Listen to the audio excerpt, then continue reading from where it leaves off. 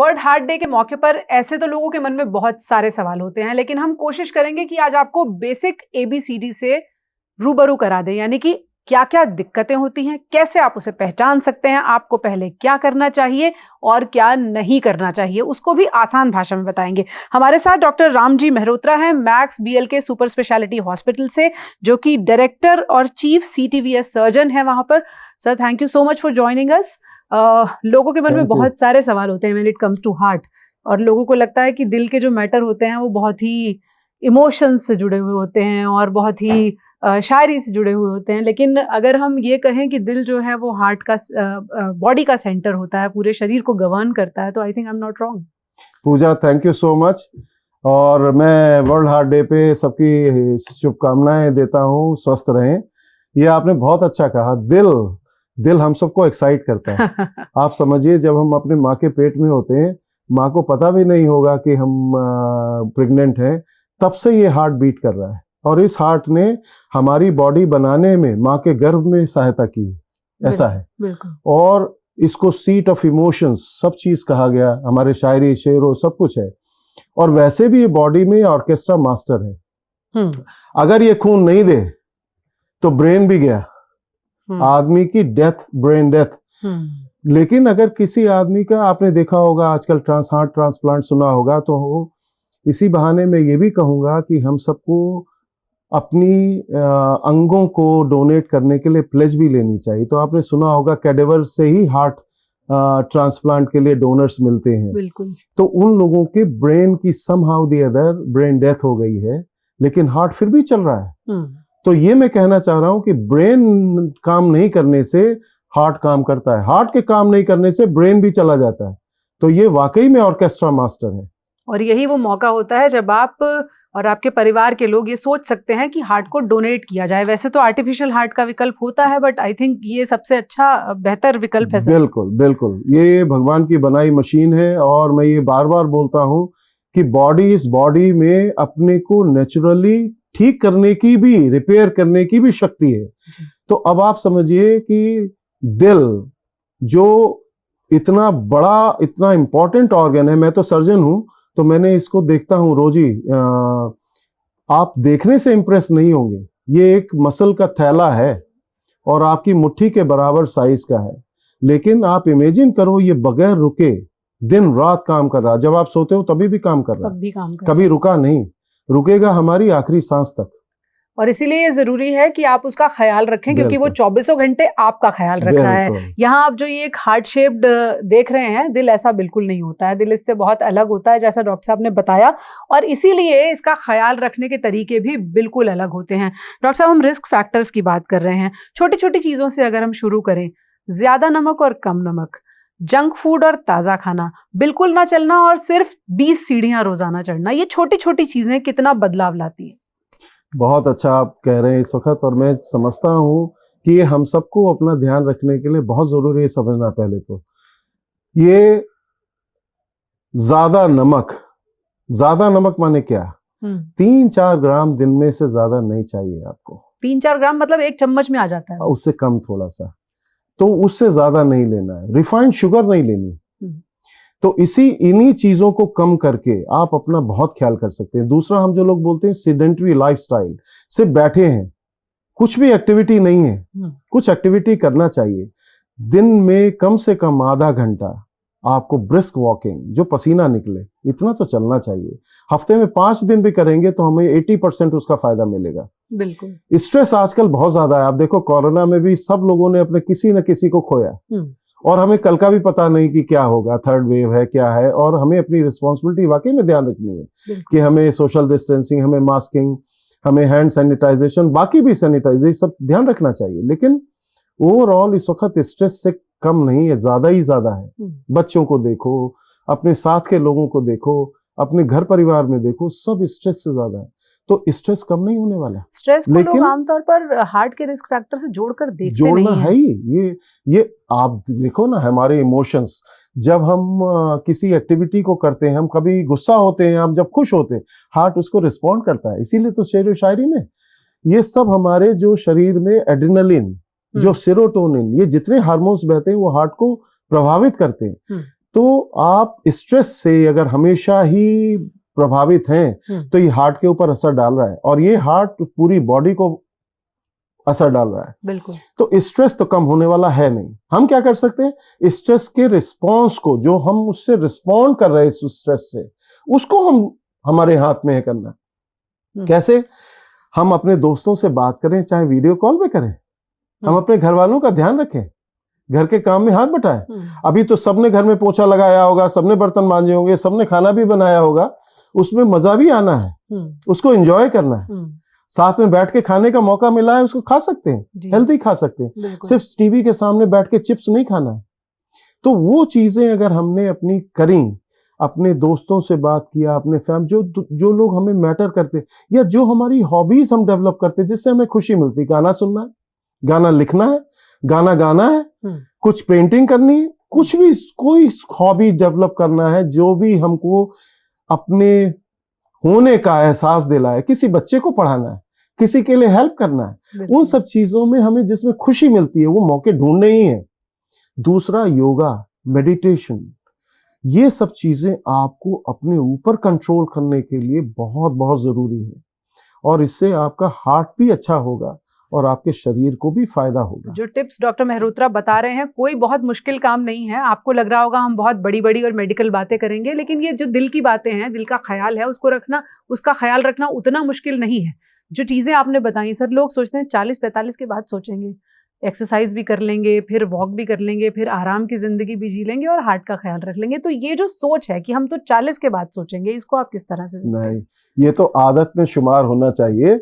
आप देखिए, नई नई जो हमारी स्टडीज हैं उसमें दिखाया, बच्चों में कोलेस्ट्रॉल जमा हो रहा है नाड़ियों में, फास्ट फूड उसमें एक कॉमन है, फिजिकल एक्टिविटी कम है, तो बच्चों में से हो रहा है। और कहीं ना कहीं इन चीजों को बिल्कुल समझना है कि कोई टाइम, कोई मुहूर्त नहीं निकाल, आज ही सबसे बेस्ट टाइम है। और खासतौर से आज के टाइम में जहां इतनी महामारी है, उसमें हमें कल का पता नहीं, तो आज से ही सीखना है, अभी से ही करना है, और इसको आदत में ही करना। और मेरी बात ये वाकई में मान लीजिए, जिस दिन से आप एक्टिविटी शुरू करेंगे, मेरा दावा है कि महीने भर में आपकी ऐसी आदत पड़ जाएगी कि आप नहीं करोगे तो आपको कमी महसूस होगी, खराब लगेगा, आप जरूर करोगे। वैसे क्योंकि ये आपको गुड फील फैक्टर्स देता है, बिल्कुल आपको खुशी लाता है, आपका दिन अच्छा होता है, आपके सोचने का ढंग बदलता है। अच्छी आदतें आप देर से सीखते हैं, लेकिन किसी ने कहा है एक आदत सी बन गई है तू, और आदत कभी नहीं जाती। यानी अगर आप एक बार किसी चीज की आदत डाल लेंगे और वो अच्छी आदत होगी तो वो आपको फायदा जरूर पहुंचाएगी। हम आदतों की बात कर रहे हैं, तो चलिए बुरी आदतों की भी बात कर लेते हैं। वो कौन सी आदतें हैं, वो कौन सी हैबिट्स हैं जिन्हें हार्ट के पर्सपेक्टिव में अगर देखें तो बुरी कैटेगरी में रखा जाना चाहिए? तो ऐसे समझिए कि अगर मैं रिस्क फैक्टर्स कहूँ हार्ट की बीमारियां होने के, खासतौर से ब्लॉकेजेस होने के, तो उन्हीं से ही हमें समझ में आएगा कि क्या क्या करना चाहिए, क्या नहीं करना चाहिए। तो कुछ कुछ रिस्क फैक्टर्स हैं जिनको हम अनमॉडिफाइबल बोलते हैं, इनको हम बदल नहीं सकते। क्या? जेनेटिक प्रीडिस्पोजिशन जो हमारा, जो हमारे जीन्स हैं, जो हमारी एथनिसिटी है, जो हम मेल या फीमेल हैं, मेल्स में थोड़ा ज्यादा होता है, तो उन चीजों को हम मॉडिफाई नहीं कर सकते। लेकिन हम क्या मॉडिफाई कर सकते हैं? तो डायबिटीज अगर किसी को है, नहीं है तो चेक कराओ, अपने को देखो। हाई ब्लड प्रेशर है, इन हाई कोलेस्ट्रॉल है, तो इन चीजों की जांच, इन चीजों की कंट्रोल, चाहे लाइफस्टाइल से, चाहे लाइफस्टाइल के साथ दवाइयों से, अपने डॉक्टर की सलाह लेके जरूर कंट्रोल करना है। क्योंकि जिसको हाई ब्लड प्रेशर, जिसको डायबिटीज, जिसको हाई कोलेस्ट्रॉल, उसको ये ज्यादा ब्लॉकेजेस होने वाले हैं। जैसे जैसे हमारी एज बढ़ती है तो भी ये ब्लॉकेजेस ज्यादा होते जाते हैं। तो इन चीजों को कंट्रोल करना है, अपनी डायबिटीज, अपने high blood pressure, high cholesterol. सबसे बड़ी चीज जो हम लोग कर रहे हैं या करते हैं बहुत ज्यादा, तंबाकू किसी भी फॉर्म में, चाहे खैनी, चाहे सुरती, चाहे स्मोकिंग, ये किसी भी फॉर्म में सबसे खराब है। ये आर्टरीज को कंस्ट्रिक्ट करता है, ये आर्टरीज में इन्फ्लामेशन करता है, और कोलेस्ट्रॉल डिपोजिशन में और एथेरोस्क्लेरोसिस में बहुत ज्यादा बढ़ावा देता है, और डिफ्यूज डिसीज करता है, जिसका इलाज भी करना बड़ा मुश्किल होता है हम सर्जन्स के लिए। तो तंबाकू, अल्कोहल, जो रोज रोज अल्कोहल ले लें वो भी गलत है, मॉडरेशन में मैं रिकमेंड नहीं करूंगा। तो किसी आदमी को ये नहीं सोचना चाहिए कि अल्कोहल पीने से हमें फायदा होगा। बहुत कभी लोग भी सोचते नहीं। हैं ना, कि कभी भी अल्कोहल नहीं। Is good for heart. ऐसा कई बार देखते हैं कि लोग कहते हैं वाइन पीने से फायदा होता है। ना, आई वुड से कि जिसको नहीं आदत है वो कभी भी नहीं डाले, लेकिन जो लोग पी रहे हैं उनको अपना ख्याल मॉडरेशन में जरूर करना चाहिए। डॉक्टर साहब, मॉडरेशन जरूर डिफाइन कीजिए, क्योंकि लोगों की मॉडरेशन की डेफिनेशन भी अपनी अपनी है। मैं ये कहता हूं कि अगर आप कंट्रोल नहीं कर सकते अपने ऊपर तो मत पियो, छोड़ो उसको। बिल्कुल। और अगर आप कर सकते हो तो 2 पैग जो 30 ml का होता है, अगर हार्ड ड्रिंक है या कोई भी है, तो उसी अनुसार जो परसेंटेजेस होते हैं, मैं टीवी में ये नहीं बोलना चाहता कि मैं रिकमेंड कर रहा हूं, लेकिन मॉडरेशन में डिफाइन कर रहा हूं कि 2 pegs of 30 cc in 1 week, you should not exceed it. बिल्कुल। अगर एक डॉक्टर आपसे ये कह रहे हैं कि अगर आप छोड़ नहीं सकते तो इतने पर बस कर दीजिए, तो कम से कम इस बात को मानिए। मैं ये भी बोलूंगा कि कंट्रोल करना है। अब बहुत से लोग मैं देखता हूं कंट्रोल करेंगे लेकिन होता नहीं है। आप जब सोशल गैदरिंग होते हैं तो आप अपने को कंट्रोल नहीं कर पाते। तो अगर आप ऐसा नहीं कर पाते तो आप उसको छोड़ो। ये कोई रिकमेंड करने की चीज नहीं है। बिल्कुल सही। दूसरा जो मैंने स्ट्रेस बताया था, स्ट्रेस का रिस्पॉन्स हम लोगों को देखना चाहिए। सेडेंट्री लाइफस्टाइल हटाना चाहिए, ब्रिस्क वॉकिंग जरूर करना चाहिए। तो इन चीजों से हम अपने आप को स्वस्थ रख सकते हैं और बीमारी को पोस्टपोन कर सकते हैं। हफ्ते में 5 दिन 30 मिनट, बहुत ज्यादा तो वक्त नहीं होता है अगर वॉक करनी है तो। निकाल पाएंगे हम सब। मैं तो डॉक्टर हूं, मुझे लगता है हम लोग बहुत बोलते हैं हमारे पास टाइम नहीं है, हम नहीं कर सकते, और हम लोगों के खाने पीने का खुद का टाइम बड़ा बेटाइम हो जाता है। लेकिन फिर भी अगर हम टाइम निकालने की कोशिश करते हैं अपने लिए तो वो हम निकाल पाते हैं, जरूर निकालते हैं। आधा घंटा अपने लिए, I think you deserve this for yourself. आपको सिर्फ ये तय करना है कि आप क्या करना चाहते हैं। जो आप करना चाहते हैं वो आप कर ही लेते हैं। दिन के 24 घंटे में आपको उसके लिए वक्त मिल ही जाता है। अपने मोबाइल का टाइम देखिए कितना वक्त निकालते हैं, उसी में से 30 मिनट निकाल लीजिए, बहुत मुश्किल नहीं है। And you and your body deserve this. Very true. Doctor साहब, बहुत सारे लोग सोचते हैं once a heart patient for life time. तो ये बात कितनी सच है, और क्या ऐसा हो सकता है that you been a heart patient लेकिन उसके बाद आप नॉर्मल हो जाए? इसको देखो, ऐसा है जैसे हम डायबिटीज के लिए कहते हैं, वंस डायबिटीज जनरली आपको उसके साथ रहने की सोच सीखना चाहिए। तो ऐसे ही हार्ट की बीमारी, खासतौर से ब्लॉकेजेस वाली, तो मैं कहूंगा कि वो क्योरेबल, अगर क्योर वर्ड को यूज करते हैं, क्योर माने पूरा जड़ से इलाज, क्योरेबल नहीं है। But with treatment, with lifestyle changes, with जो मैंने ये सब चीजें आपको बताई, उनके साथ में आप इसके रिस्क को कम से कम कर सकते हैं। आप अपनी जिंदगी को, अपनी लाइफ को फ्रूटफुल बना सकते हैं लंबे समय के लिए। So do you have to be on medicines for lifetime? Many patients would be on very minimum medication. Many patients can be off medication.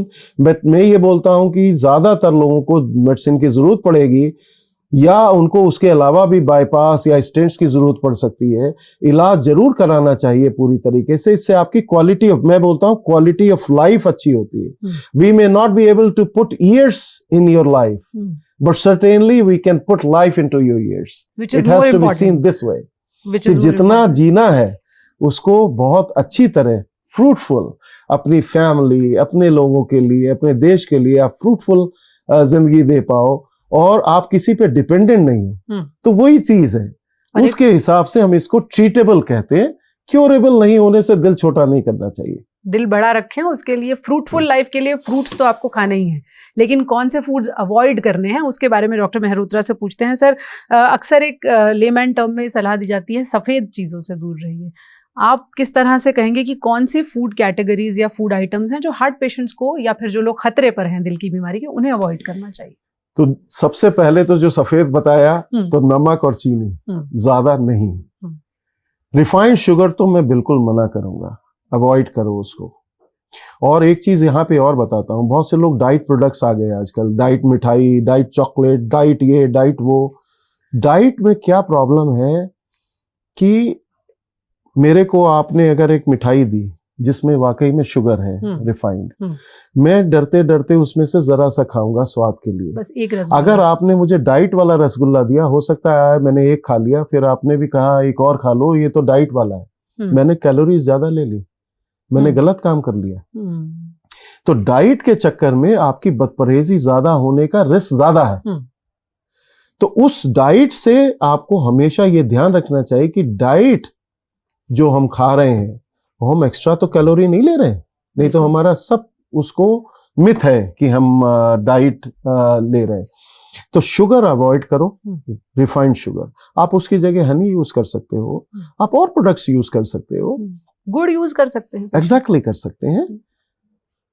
गुड़ में भी जो बहुत रिफाइंड है वो मैं कहूँगा वो रिफाइंड शुगर के बराबर ही है। तो आजकल इन चीज़ों को हम अवॉइड कर सकते हैं, ज़्यादा नमक नहीं, और खाने में अपने आप इनबिल्ट सॉल्ट होता है, सीरियल्स में होता है, खाने में होता है, तो ऊपर से तो नमक बिल्कुल नहीं डालना है। आपको रेड मीट अवॉइड करना चाहिए, आपको फ्राइड फूड, बेक्ड फूड, इन चीज़ों को तो बिल्कुल अवॉइड करना चाहिए। आपको हेल्दी प्रिपरेशन आना चाहिए। यहाँ पे एक बात और मैं बताता हूँ, जैसे हमको ऑक्सीडाइज्ड ऑयल नहीं यूज करना चाहिए, जो पहले भी हमारे यहाँ सोसाइटी में हमारे संस्कारों में बताया जाता था कि अगर हमने फ्राई किया तो उस ऑयल को हम डिस्कार्ड करते थे, दोबारा उसमें हम फ्राई नहीं करते थे। क्यों? क्योंकि उसमें ऑक्सीडाइज्ड होते हैं, उसमें ट्रांस फैट्स बनते हैं जो ज्यादा खराब है, जो जहरीले हैं। तो हमें फ्राई करने में भी ये ध्यान रखना चाहिए कि वो बार बार ऑयल यूज नहीं हो रहा है, वो ऑक्सीडाइज्ड है, वो खराब है। और कोल्ड प्रेस्ड ऑयल्स जो हैं, जो कच्ची घानी है, उनको यूज करना चाहिए। Refining process also should not be by boiling, वो ऑयल को खराब करता है। और ऑयल को भी हमको 15 ml या 10 ml के आसपास ही पर डे पर पर्सन लेना चाहिए। उसमें भी हमको बदल बदल के करना चाहिए, एक ऑयल के पीछे नहीं, क्योंकि हमें saturated, poly unsaturated, mono unsaturated fats का 1:1:1 रेशियो रखना है। यानी जब डॉक्टर साहब कह रहे हैं 1:1:1, तो आप सरसों का तेल आसान भाषा में कह सकते हैं, देसी घी कह सकते हैं, रिफाइंड ऑयल, यही तीन चीजें, बिल्कुल ये तीन चीजें आप यूज कर सकते हैं। बहुत लोगों को लगता है कि अगर हमें हार्ट की बीमारी है तो देसी घी के आसपास भी नहीं फटकना है। मेरे ख्याल से गलत धारणा, गलत है। और आप ये देखें कि ब्रेन में कोलेस्ट्रॉल है, लिवर अगर नॉर्मल है तो वो कोलेस्ट्रॉल शरीर में बनाएगा, शरीर में कोलेस्ट्रॉल जरूरी है। हम क्या कहते हैं, extra cholesterol rich food, fried food, ये सब मत खाइए, या उनका कम से कम ख्याल तो करो। ये भी बात सही है कि जो फूड पैलेटेबल हैं, जो बहुत अच्छे लगते हैं, वो फ्राइड ही हैं, तो उनको खाने के वक्त हमें अपना ध्यान रखना चाहिए, डिसिप्लिन रखना चाहिए, that we are enjoying those foods rather than gulping them down to fill us up. Right. तो वो चीजें बहुत ध्यान रखने की है। तो ट्रांस फैट बिल्कुल अवॉइड करना है। ये हमने आपको खाने से जुड़े हुए वो टिप्स दिए हैं जो बहुत मुश्किल नहीं है, आपके घर की किचन में पॉसिबल है इन चीजों को करना। लेकिन डॉक्टर साहब, ब्लड प्रेशर की अगर हम बात करें, बहुत सारे अब हम देख रहे हैं इंडिया में खासतौर पर यंग बच्चों का शब्द मैं इसलिए यूज कर रही हूँ क्योंकि 15 साल के बच्चे भी ब्लड प्रेशर की समस्या के साथ आ रहे हैं।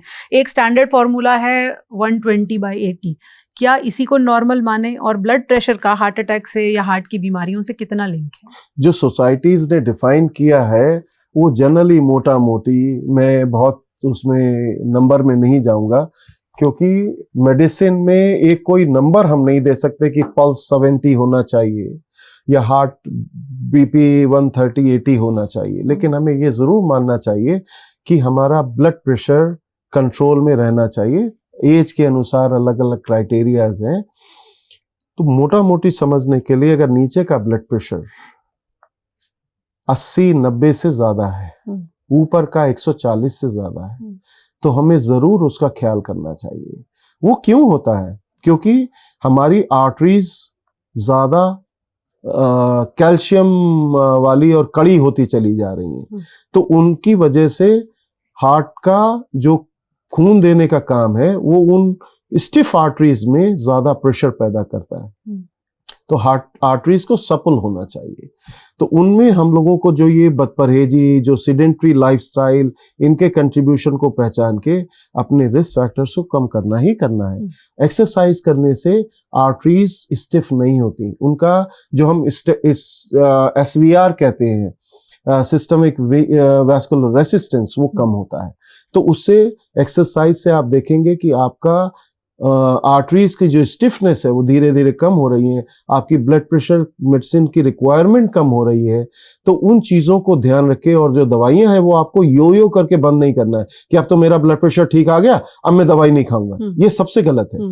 अगर आपने उस वक्त कंट्रोल करने में वो दवाइयों का असर देखा है तो उन दवाइयों को आप वही खाते रहे।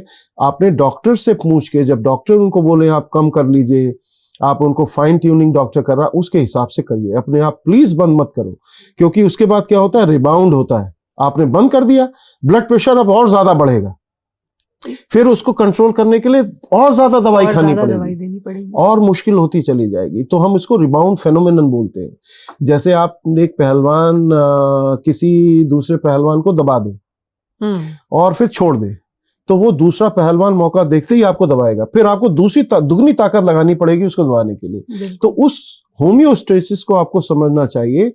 अपने अनुसार दवाई शुरू करना और बंद करना मैं बिल्कुल सलाह नहीं दूंगा। And if I am not wrong, it is also said कि ब्लड प्रेशर की दवा खाने से ज्यादा नुकसान करता है, बीच बीच में उसे छोड़ दें। बिल्कुल सही आप कह रहे हैं। और ब्लड प्रेशर से हार्ट पे बहुत असर पड़ता है। हाई ब्लड प्रेशर हो तो आप समझो उन स्टिफ नाड़ियों में खून देने के लिए भी हार्ट को ज्यादा काम करना पड़ रहा है। हार्ट की मसल पहले मोटी होती है, जिसको हम LVH कहते हैं, लेफ्ट वेंट्रिकुलर हाइपरट्रॉफी।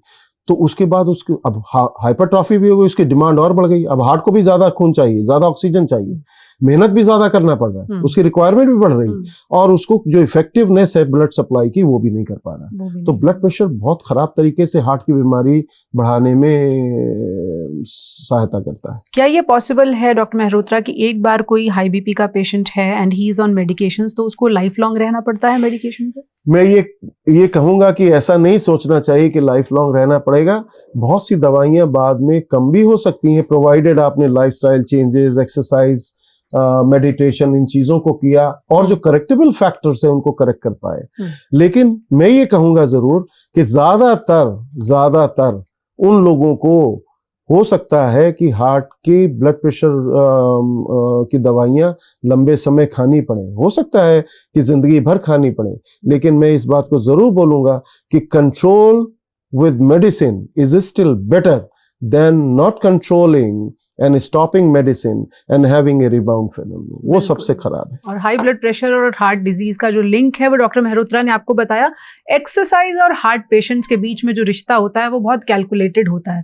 डॉक्टर साहब, कौन सी एक्सरसाइज हैं जो हार्ट पेशेंट्स भी सेफली कर सकते हैं और कौन सी हैं जो उन्हें अवॉइड करनी चाहिए? हार्ट पेशेंट्स के लिए मैं ये कहूंगा जिनका उपचार हो गया है, जैसे किसी को हार्ट की बीमारी थी और उनका मेडिसिन या स्टेंटिंग या बाईपास से इलाज हुआ और उनके हार्ट की पंपिंग या जो इफेक्टिवनेस कहते हैं, जिसको हम EF कहते हैं, वो नॉर्मल है, तो उनको ग्रेडेड सुपरवाइज तरीके से एक्सरसाइज को बढ़ाना चाहिए। वो किसी भी आदमी को बढ़ाना चाहिए। मान लो मैंने कभी एक्सरसाइज नहीं की, अभी मैं एक्सरसाइज शुरू करना चाहता हूं, तो एकदम तो स्ट्रेनुअस एक्सरसाइज पे नहीं जाना, वो धीरे धीरे ही बढ़ाना है। इसमें एक बात और मैं ऐड करूंगा, खास तौर से कोरोना सर्वाइवर्स को। आपने देखा होगा बहुत से लोगों की सडन डेथ हो गई कोरोना के बाद। उन्होंने जाके जिम में काम किया, बहुत ज्यादा एक्सरसाइज की, उनकी सडन डेथ हो गई। तो खास तौर से आज के समय में तो, और वैसे हमेशा ही, किसी भी एक्सरसाइज को ग्रेजुअली ही बढ़ाना है और मैं कहता हूं सुपरवाइज तरीके से होना चाहिए। आपके ट्रेनर्स हो या आपके फिजियोथेरापिस्ट हो। हमारे हॉस्पिटल्स में फिजियोथेरापी की फैसिलिटी होती हैं जहां पे हम लोग उनका हार्ट रेट, उनका हार्ट का रिस्पांस देख पाते हैं, ब्लड प्रेशर रिस्पांस देख पाते हैं और उनको ग्रेडेड हम आगे बढ़ाते हैं। तो एक्सरसाइज करने में आपको सुपरवाइज तरीके से बढ़ाना चाहिए। और जो हार्ट जिनके नॉर्मल है, मैं ये समझता हूं उनको स्ट्रेनुअस एक्सरसाइज की तरफ धीरे धीरे पहुंचना चाहिए। वेट लिफ्टिंग कर सकते हैं, जरूर कर सकते हैं, लेकिन वही मैंने बोला ग्रेजुअली आपको बढ़ाना है। आपको अपने पूरे शरीर की ताकत बढ़ानी है, उसी हिसाब से बढ़ाना है। दूसरा, जिनके हार्ट के फंक्शंस कम है, जिनका पूरी तरह इलाज संभव नहीं है, उनको deep breathing exercise, brisk walking, ये तो करा ही जा सकता है। ये कोई भी कर सकता है, कोई भी कर सकता है। कुछ दीवार पे अपने को पुशअप्स करना, धीरे धीरे करके वो चीजें आप कर सकते हैं। हर पेशेंट कर सकता है डीप ब्रीदिंग एक्सरसाइजेस, जिसको हम माइनर एक्सरसाइजेस कहते हैं, स्ट्रेचिंग एक्सरसाइजेस कहते हैं। PT फिजियोथेरापी हम स्ट्रेचिंग करते हैं, वो आप सब लोग कर सकते हैं। छोटी छोटी चीजें हैं जिनका ख्याल आपको रखना है। थोड़ा बहुत रोज चलिए, बिल्कुल। थोड़ा बहुत जंक फूड खाइए, लेकिन बहुत कम खाइए, यानी ना के बराबर खाइए। एक दिन अपने आप को खुश कर लीजिए, 6 दिन हेल्दी खाना खाइए, तो भी आपका काम चल जाएगा। और चलना तो बेस्ट है, चलना तो सब लोग कर सकते हैं और चलना बेस्ट है। तो चलते रहिए और फिट रहिए। इस वर्ल्ड हार्ट डे सिर्फ एक नियम बना लीजिए कि रोजाना 20 मिनट चलेंगे। हफ्ते में 5 दिन भी अगर आप इस नियम पर कायम रहे तो आपको आपकी ही ली हुई ये कसम बहुत फायदा देगी। हमारे साथ जुड़ने के लिए बहुत बहुत धन्यवाद। वर्ल्ड हार्ट डे के दिन ही नहीं, आपको बाकी दिन भी इसी तरह अपना ख्याल रखना है। Thank you so much doctor Mehrotra for joining us and these beautiful tips and useful tips. आप सभी को इन टिप्स का पालन भी करना है। Thank you so much. नमस्कार। Thank you.